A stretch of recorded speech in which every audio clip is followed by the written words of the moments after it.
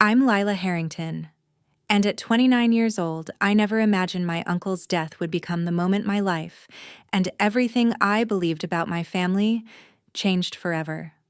I grew up in San Francisco's Pacific Heights, where the Harrington name meant prestige, wealth, and a sort of suffocating expectation. My grandfather built Harrington Capital, one of the largest venture capital firms in Northern California. My father and uncle expanded it into a dynasty. Every cousin, aunt, and uncle either worked for the company or benefited from it. Except me. While my family traded stocks and bought startups, I fell in love with photography. To them, it was an embarrassing hobby. Something they believed I'd outgrow if I just matured enough to understand real success.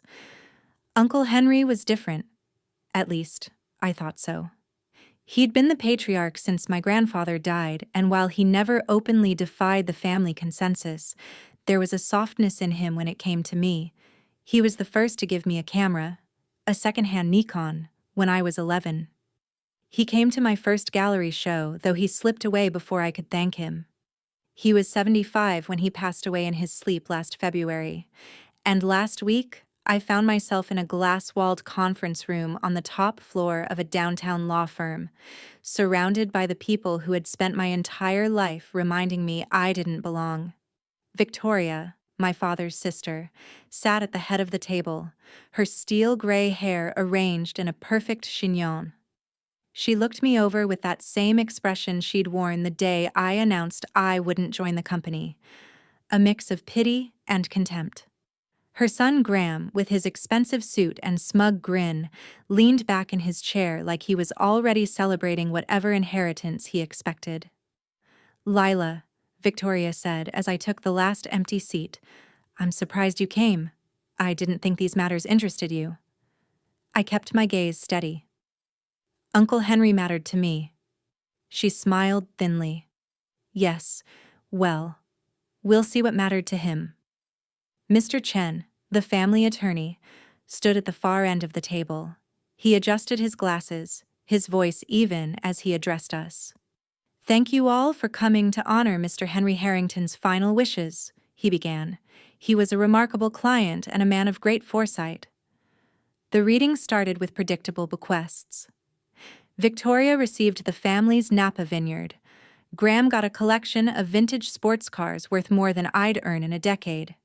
Celeste, my cousin, who at least had always been polite to me, was gifted a series of paintings from Henry's private collection. I sat there, heart thudding, telling myself I didn't expect anything. I didn't need anything, but I couldn't help the hope that flickered when Mr. Chen finally cleared his throat and looked my way. "To my niece, Lila Harrington," he read, his voice level, "I leave the sum of $20. The words settled over the room like a falling curtain. For a moment, no one spoke. Then Graham barked out a laugh. $20? What are you supposed to do with that, Lila? Frame it?" Victoria didn't laugh, but the satisfaction in her eyes was worse. "Consider it a lesson," she said quietly. "Henry wanted you to understand the value of practicality." Heat climbed my neck, and my hands trembled in my lap. I swallowed, willing my voice not to break. "I assume there's a check?" I asked Mr. Chen. "Yes," he said, looking almost apologetic.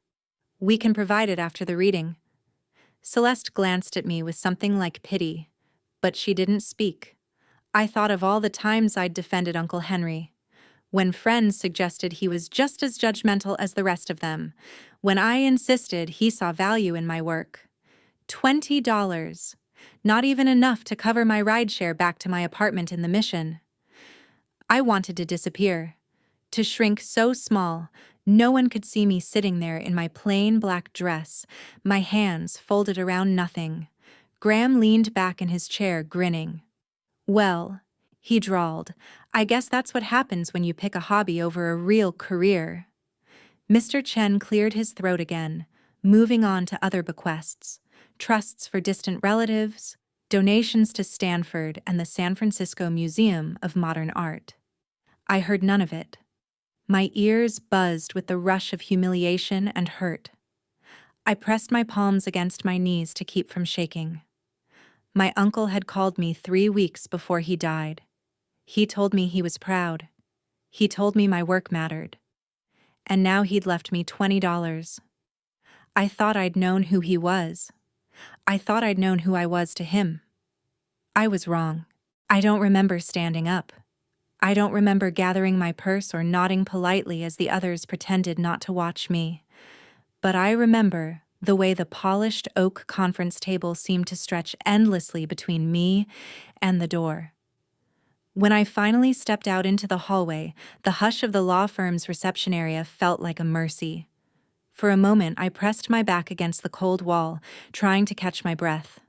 $20. It wasn't about the amount. It was about the message. I replayed every memory I had of Uncle Henry in my head, searching for clues.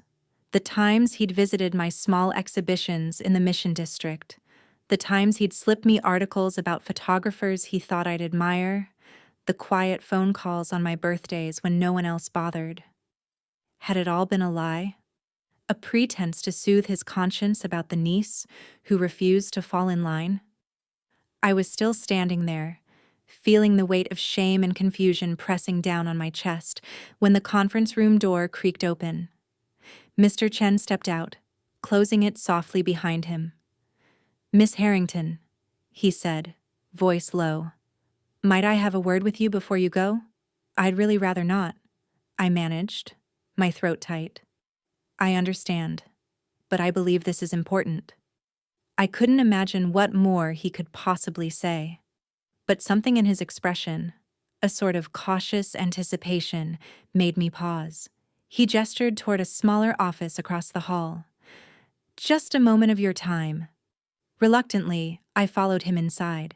The room was warm and spare, a small round table with 2 chairs, a single painting of the Golden Gate Bridge at sunset.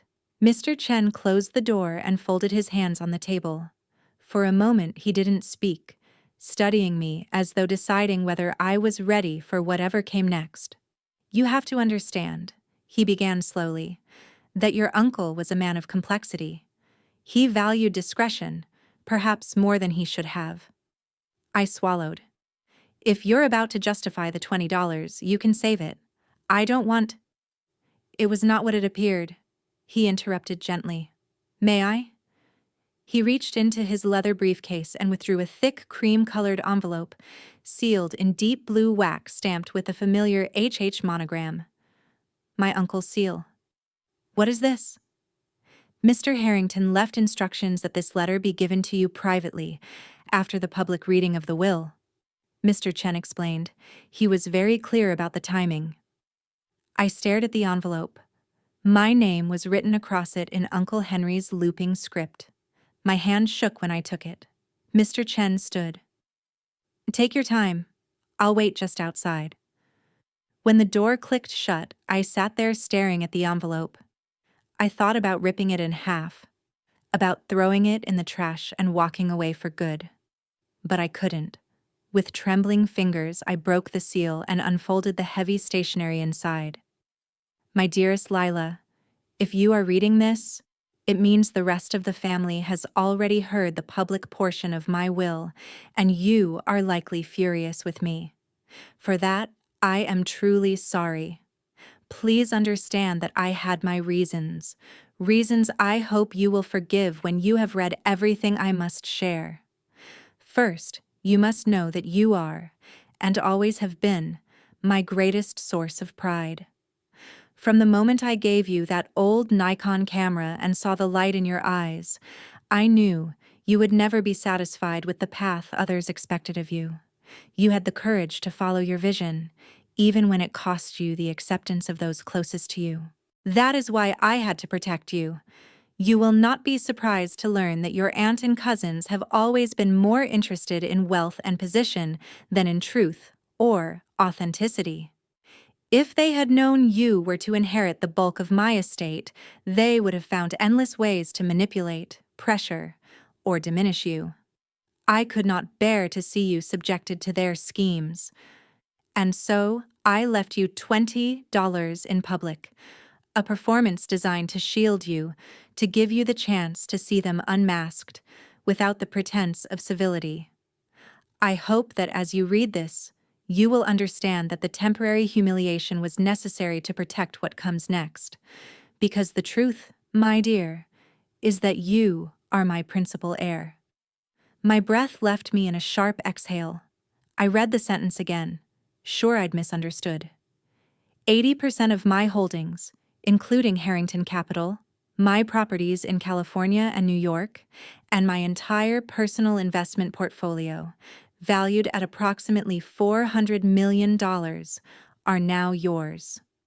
I pressed my palm over my mouth. It cannot be an unconditional gift. You are too wise to accept it without purpose. So I have set a few stipulations. First, you must continue to create your photography for no fewer than 10 years. Should you abandon your art, the estate will be redirected to the Harrington Foundation and several charities. Second, you must take an active role in the Foundation's philanthropic efforts. You are uniquely equipped to understand what it means to be overlooked, and I hope you will use your resources to help other artists find their voices. Finally, and most importantly, never forget that wealth is only as valuable as the good it allows you to do. Money is a servant, not a master. Let it serve your vision, not define your worth. I have also arranged for Mr. Chen to provide you with keys to my private loft in the Dogpatch district, a space no one in the family knows exists.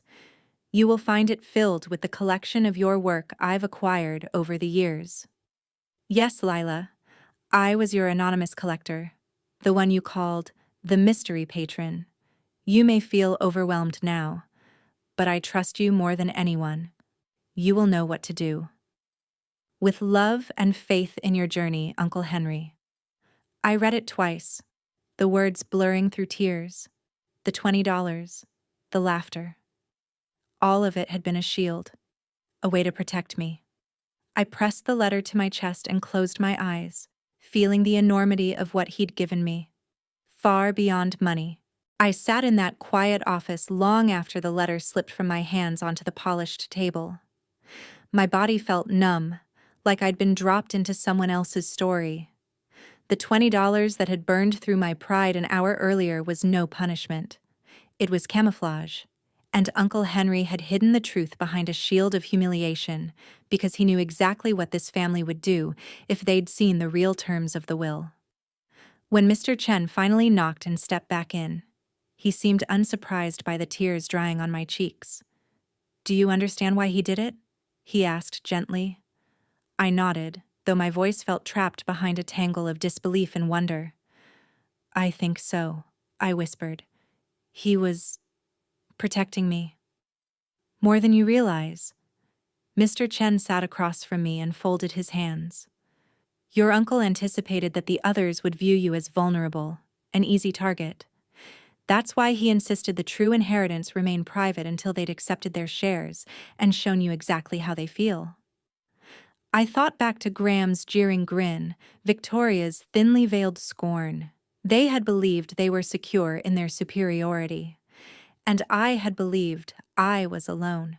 Mr. Chen reached into his briefcase again and set a leather portfolio in front of me. "This contains documents outlining the transfer of assets. You are now the majority shareholder of Harrington Capital, along with several properties, investment accounts, and the Dogpatch loft." My mouth went dry. I don't even know how to run a company." "You don't have to." He smiled faintly. "Henry was clear that you are under no obligation to become involved in daily operations. The executive team will continue managing the business. Your role is to provide oversight and shape the philanthropic direction of the foundation. You'll have a team of advisors to help you." It sounded like something that happened to other people, not a struggling artist who rented a one-bedroom apartment above a taqueria. Mr. Chen pushed a smaller envelope toward me. He also asked that I give you these. I tore it open with shaking fingers. Inside was a slim brass key. "The loft," Mr. Chen confirmed. "He wanted you to see it as soon as you were ready." I looked up at him, still unable to fully grasp how everything had flipped upside down. "He believed in you, Miss Harrington," he said quietly, "in your art, in your integrity, and in your ability to do something meaningful with this fortune." Something in me broke then, the last wall I'd built to protect my heart. The tears came hot and unstoppable, and I didn't bother to wipe them away. When I finally left the law firm an hour later, the sun had dipped behind the Transamerica Pyramid. The city glowed in the golden spill of early evening, but I barely noticed. I clutched Uncle Henry's letter in my bag like it was the only thing tethering me to reality. Outside, a black town car idled at the curb. Mr. Chen nodded toward it. "Let me have Thomas drive you to the loft," he said. "You don't need to be alone tonight." I almost argued, but exhaustion won out. The ride through the Mission and into Dogpatch passed in a blur. I barely registered the way familiar streets turned unfamiliar when we pulled up to a converted brick warehouse along a quiet stretch near the waterfront. "Take your time," Mr. Chen said as he opened my door. I climbed the metal stairs to the second floor. My hand shook so badly it took 3 tries to fit the key into the lock. When I pushed the door open, I forgot to breathe.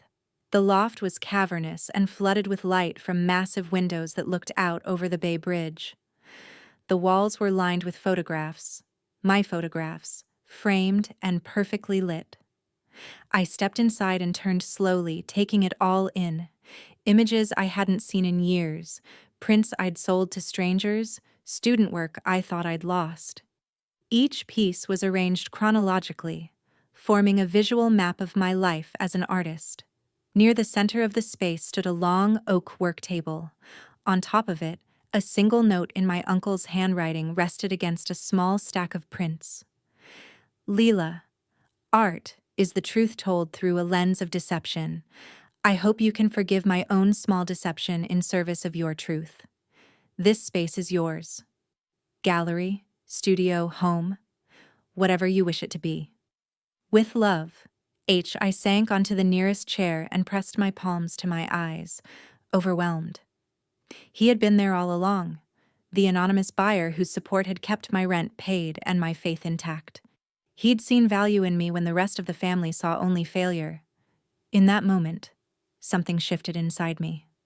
This inheritance wasn't just a gift, it was a responsibility. I stayed in the loft that night, unable to leave. I lay on the sofa beneath my own photographs, thinking about everything that had led to this moment. My parents' deaths, the years of strained family gatherings, the quiet phone calls, and finally, this last gesture. I promised myself then that I wouldn't squander it, that I would find a way to honor the faith he'd placed in me.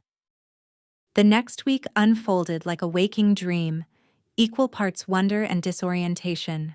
Every morning, I woke in the Dogpatch loft to the soft glow of dawn over the bay, and for a moment, I'd forget that my life had been turned inside out, that I was no longer simply Lila the struggling photographer. But then, the phone calls began.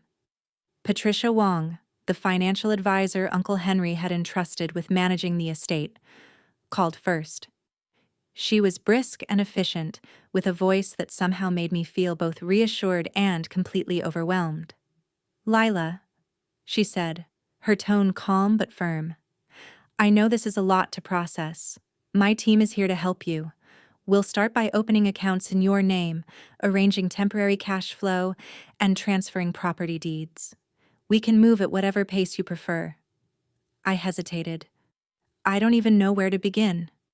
"You don't have to," she said. "That's why your uncle put these structures in place. All you need to do right now is show up and ask questions. We'll handle the rest together." That first meeting with her was surreal. Her office overlooked Market Street, all glass and polished steel. She laid out a series of spreadsheets and asset summaries that looked like they belonged to a Fortune 500 CEO, not me. "You have approximately $400 million in combined assets," she explained calmly, as if she were telling me my dry cleaning was ready. This includes your controlling stake in Harrington Capital, a diversified investment portfolio, 3 properties, and liquid cash reserves. My mouth went dry. This is unreal, I said finally. It would be for anyone, Patricia agreed. But you don't have to make major decisions today. The first priority is ensuring your immediate needs are met.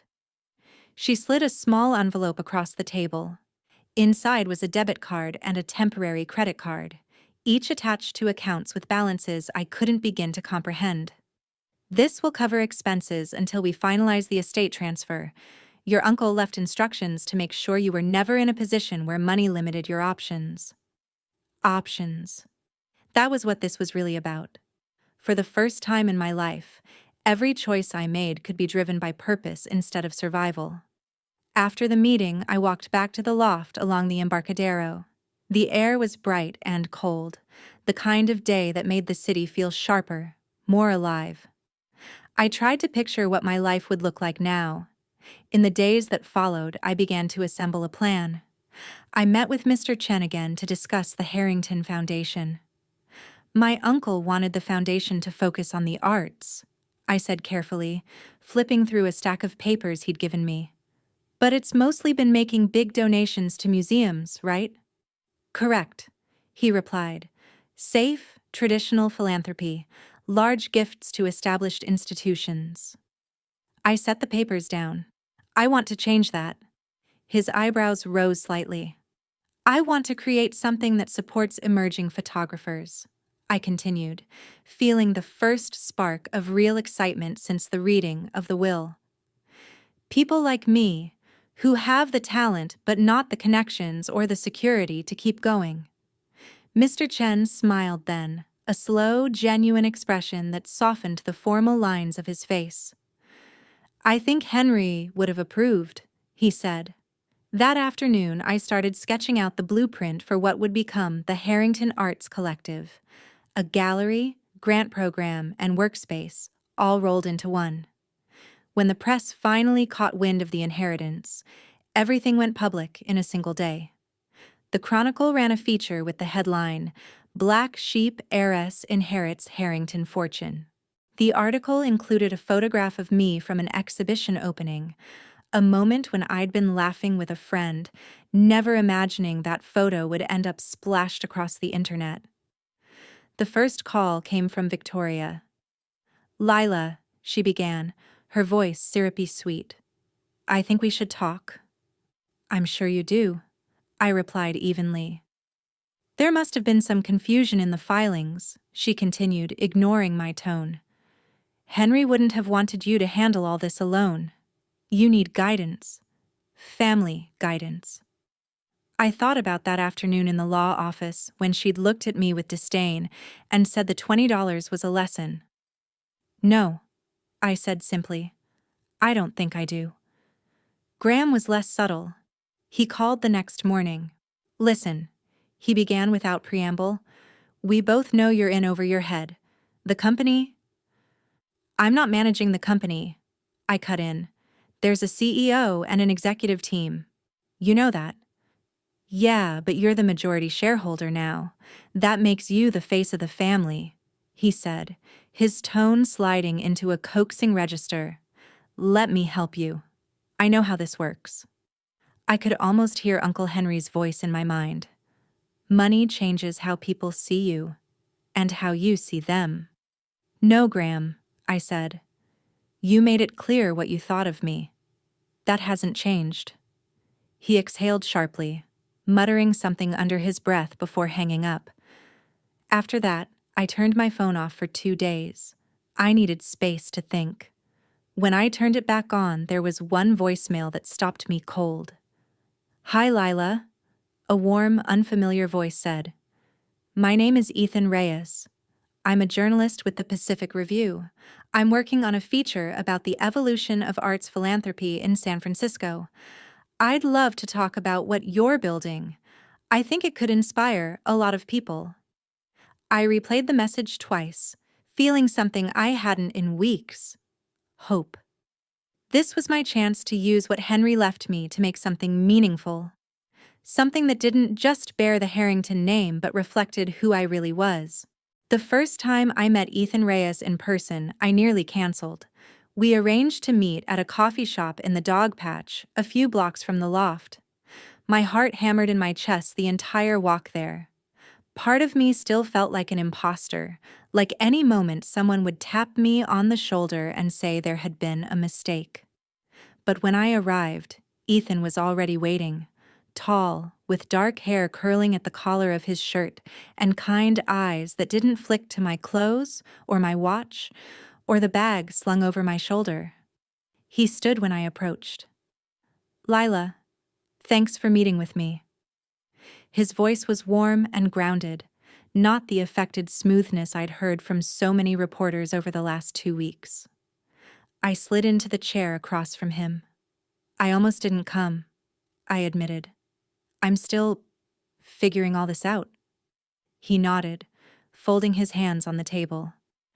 "That's what makes it worth telling. Most stories about money are about how it ruins people. You're trying to do something different." I hesitated, studying him. "How do you know I'm not going to be exactly like everyone else?" "Because you didn't hang up when I said I was a journalist," he said simply. That startled a laugh out of me. It felt good. Like I was reclaiming a piece of myself I'd left behind in that conference room with Victoria and Graham's laughter. Ethan listened as I described the vision for the Harrington Arts Collective. A space that wasn't just a gallery but a community hub, a place where young photographers could learn, experiment, and build careers without needing to appease wealthy gatekeepers. "You know," he said when I finished, "most people in your position would be booking flights to Bora Bora, not trying to start a nonprofit." "I'm sure Bora Bora is lovely," I said, smiling, "but that's not why my uncle left me this." He cocked his head. "Why do you think he did?" I looked past him, out the wide window to the street beyond. The late afternoon sun caught in the glass, and for a second I could almost see Uncle Henry standing there, hands in his pockets, that small, inscrutable smile he always wore when he was about to say something that mattered. "Because he knew I'd use it for more than just myself," I said quietly. Ethan didn't press further. Instead, he thanked me for my time, promised to send me a draft before the piece ran, and left me sitting with my coffee gone cold. That night, I walked back to the loft and unlocked the front door like I had every evening since the will reading. But something felt different this time. For the first time, it felt like home. A week later, the story went live.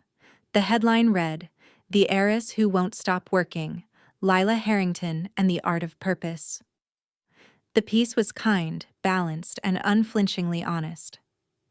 Ethan had included quotes from our conversation. Some that made me wince, but all of them true. By morning, my inbox was full. Messages from artists, gallery owners, students who said they finally felt seen. And yes, there were messages from my family. Victoria called first.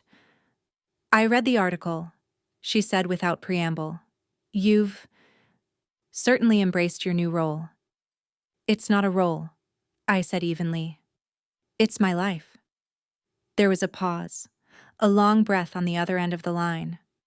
"I underestimated you," she said finally. I closed my eyes. "That makes 2 of us." After we hung up, I sat in silence, feeling the strange relief that comes from no longer needing anyone's approval. Graham tried a different tactic. He invited me to lunch at a club he'd never have brought me to before the inheritance. When I declined, he emailed instead, laying out all the reasons I should trust him to help manage the burden. I didn't respond. I didn't need to. The next few months were a blur of renovations and planning. I hired a team, young, hungry curators and educators who believed in what we were building. Together, we transformed a vacant warehouse in the dog patch into a space full of possibility. Airy studios, a sleek gallery, classrooms with skylights that made the walls glow. The day we hung the first prints on those white walls, some of mine, some from the artists we'd awarded fellowships. I felt something loosen in my chest. For the first time since Uncle Henry's death, I felt like I could breathe. Ethan came to the opening night, dressed in the same unassuming clothes he'd worn the day we met. He waited until the crowd had thinned before approaching me, hands in his pockets. "You did it," he said simply. "Not alone." "No," he agreed. "But you were the spark." I didn't know then how much he would become a part of my life, that he would teach me what it meant to build something alongside someone else. Not out of obligation or expectation, but choice. A month later, as we sat together on the loft's wide windowsill, watching the lights of the Bay Bridge shimmer on the water, he looked over and asked, "Do you ever regret it? That you didn't just take the money and disappear?" I thought of Victoria's tight smile, Graham's desperation, the endless meetings and decisions.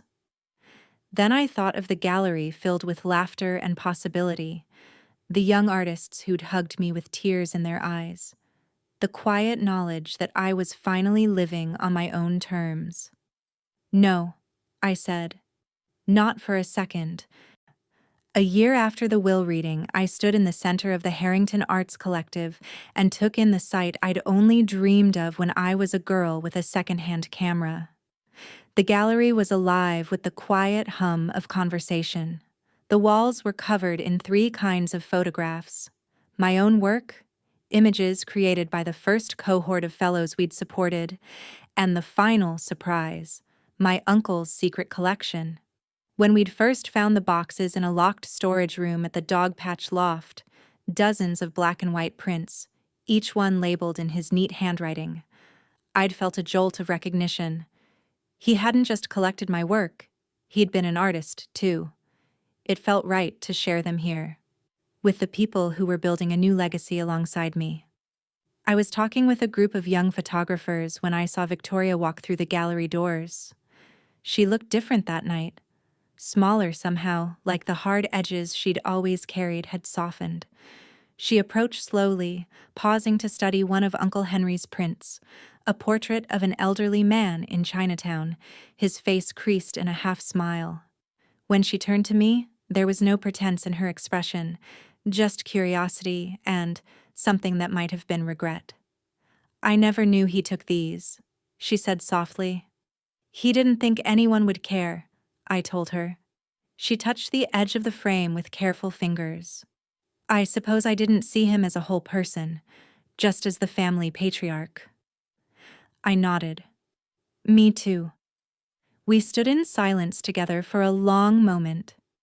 "I still don't understand why he chose you," she admitted finally, her voice low. "But after seeing all this, I think I'm starting to." I searched her face for mockery but found none. "It wasn't about choosing me," I said quietly. "It was about choosing what mattered to him."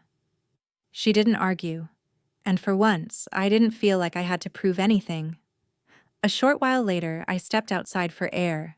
The night was cool and clean, the street quiet except for the muffled music drifting from the gallery. Ethan joined me, slipping his hand into mine without a word. "I used to think success meant being accepted," I told him, "that if I worked hard enough, someone, my family, the critics, would finally tell me I belonged." He tilted his head, studying me in the way he always did. "And now?"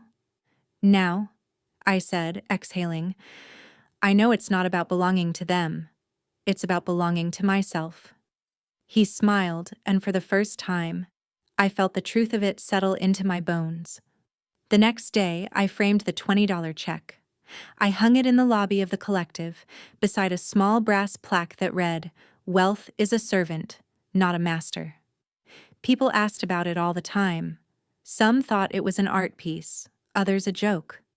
But to me, it was a reminder that sometimes the moments that feel like rejection are actually the beginning of something far more important than acceptance, the start of freedom. 6 months later, the collective awarded its first round of long-term fellowships. One of the recipients was a young woman named Rosalie, who reminded me painfully of myself at 23, talented, terrified, convinced she didn't deserve to be here. After the announcement ceremony, she found me in the back office. "I don't know how to thank you," she said, voice shaking. "No one's ever believed in me like this." I smiled and handed her the same brass key my uncle once gave me. "This space is yours now too," I told her. She stared at it like it was a talisman. In that moment, I finally understood what Uncle Henry must have felt all those years, watching someone you believe in step into their power. When Rosalie left, I sat alone in the quiet, looking around the gallery that bore the Harrington name and feeling, for the first time, like the name had come to mean something other than money. It meant possibility. It meant purpose. A few weeks after that, I came across the last letter Henry had left for me, sealed in a plain envelope marked simply, "For when you're ready." I opened it in the loft, sitting beneath the wall of my photographs. "Lila, by now you've discovered that wealth is neither cure nor curse, but merely a magnifier of what already lives inside you. I have every faith that you will use it wisely. But remember, no fortune, however large, is more valuable than your vision. Don't ever trade it for approval.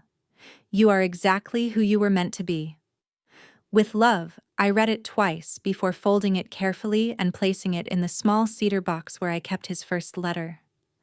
Later that night, Ethan asked if I ever wished things had been simpler. I thought of the gallery, the fellowship recipients, the life I'd built out of what once felt like a humiliation too big to survive. "No," I said. "If it had been simpler, I wouldn't be here." And I meant it. If you're watching this, maybe you've been told you don't belong, that your dreams are impractical, or too small, or too big. Maybe you've felt the sting of people laughing when you're down. I'm here to tell you, your worth isn't measured by what anyone else thinks you deserve. It's measured by what you create, what you stand for, and how you choose to use whatever power you have. Thank you for listening to my story. If it resonates with you, share it with someone who might need the reminder. And if you'd like to follow along as we grow the collective and see what happens next, subscribe, because this is just the beginning.